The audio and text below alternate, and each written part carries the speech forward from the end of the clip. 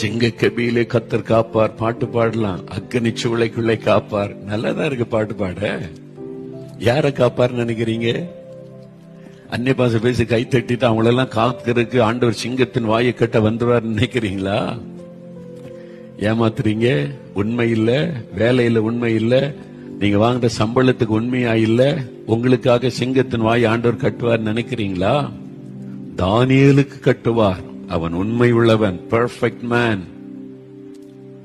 3 வேளை ஒழுங்கா ஜெபம் பண்ணுவான். தேசத்தின் மேல் அன்பும் பாசமும் உள்ளவன், ஜெபிக்கிறவன், சும்மா டான்ஸ் ஆடி ஏமாத்துகிறவன் அல்ல தானியேல்.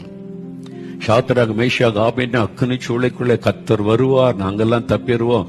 தப்புவீங்க.